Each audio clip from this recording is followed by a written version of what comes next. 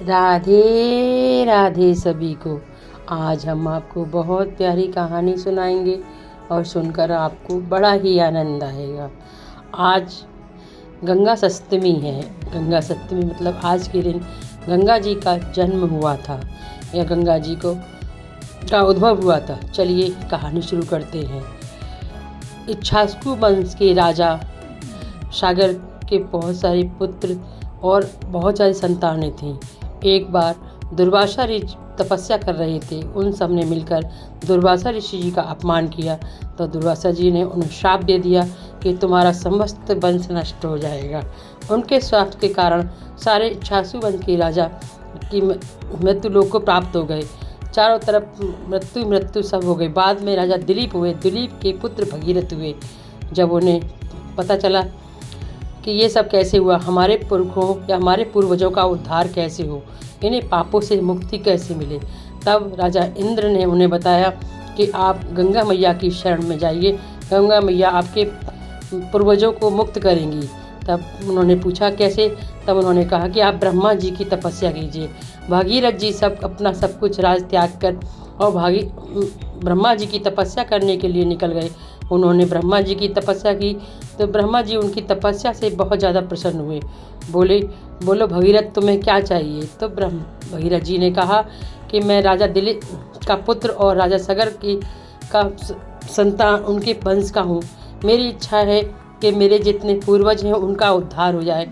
आप धरती पर गंगा मैया को भेज दीजिए। ब्रह्मा जी ने कहा कि गंगा तो हिमालय राज की पुत्री हैं और पार्वती जी की बहन है।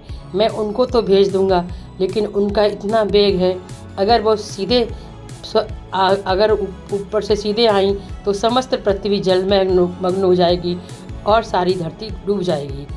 तब मैं क्या। तो भगीरथ ने पूछा ब्रह्मा जी से प्रणाम करके कि बताइए अब मैं क्या करूं।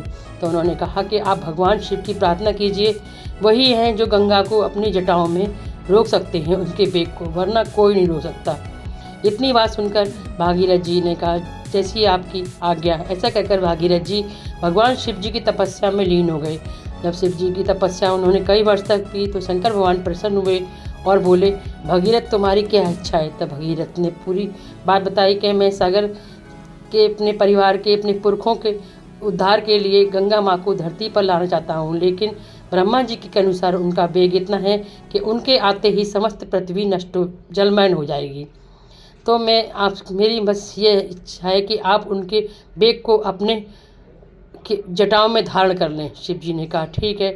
गंगा सप्तमी के दिन जब ब्रह्मा जी ने गंगा को धरती पर भेजा, उससे पहले शिव जी ने उन्हें अपनी जटाओं में धारण किया था।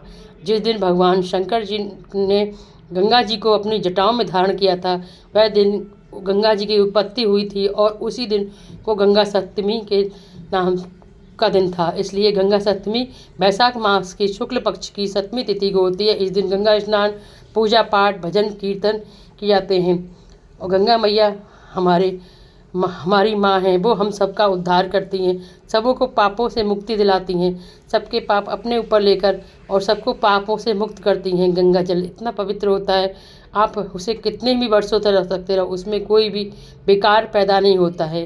गंगा मैया के नहाने से हमें सबको उद्धार होता है। और गंगा में शाम को सुबह गंगा आरती होती है। वहाँ पे बड़ा ही पावन उत्सव हर्षोल्लास से हमारे देश में गंगा के घाटों पर मनाया जाता है। आपको इसलिए गंगा सप्तमी का त्यौहार बड़ी धूमधाम से मनाया जाता है। आपको मेरी कहानी कैसी लगी?